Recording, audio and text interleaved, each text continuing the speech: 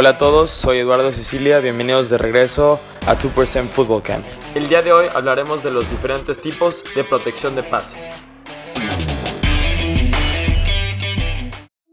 Bien, a diferencia del bloqueo de carrera, donde tenemos dos tipos de bloqueo que tienen sus subdivisiones, la protección de pase realmente solamente se divide en tres. Claro, estos tres tienen sus ajustes y tendencias y preferencias acorde al coach, pero hablaremos de estos tres en términos generales.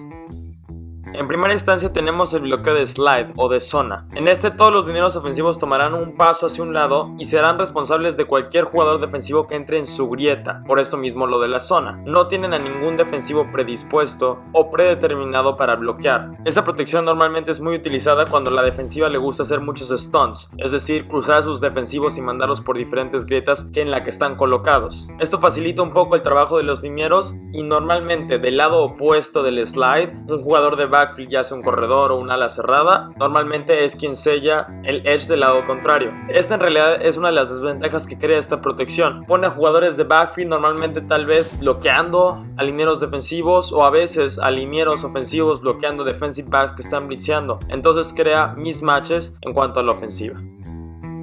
Después tenemos la protección de hombre o bob. Bob significa big on big. En este caso tenemos a nuestros 5 linieros, como lo dice su nombre, haciéndose cargo de los 5 linieros defensivos. A diferencia de la protección de zona, sí tienen un hombre en específico a quien bloquearán, mientras que nuestro jugador de backfield, ya sea corredor o ala cerrada, tomará al sexto o séptimo jugador. Ahora, importante recalcar, en la mayoría de las situaciones la defensiva presentará 4 linieros defensivos. Nosotros, al tener 5 linieros ofensivos, el quarterback elegirá a uno de los backers o cualquier otro defensivo a quien él le asignará la denominación de Mike. ¿Qué significa esto? Que si él dispara, ese es el quinto hombre del cual los linieros ofensivos tienen que hacerse responsables. Esto, claro, cuando no se están enfrentando a un frente de 5.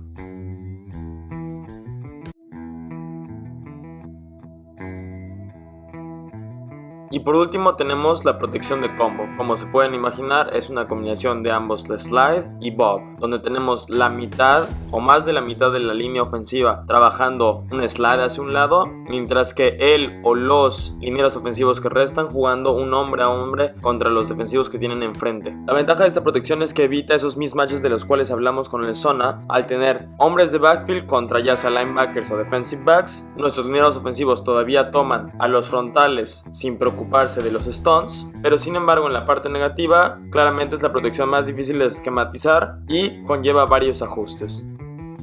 Como pequeña nota a la protección de pase, cabe recalcar que en una situación donde hayan más hombres defensivos disparando en comparación a los hombres disponibles para protección de pase, la responsabilidad recae en el quarterback. Es decir, por ejemplo, 7 jugadores ofensivos se quedan al bloquear y la defensiva dispara con 8, ese octavo es responsabilidad del quarterback, ya sea que detecte ese disparo antes de la jugada y haga un ajuste para traer a un hombre más para protección, o él se haga cargo de ese hombre extra teniendo en cuenta que va a tener que ganar más tiempo o quitarse al defensivo o tirar un hot route, que es una trayectoria que ocupa ese espacio de un blitz rápidamente para evitar la sack.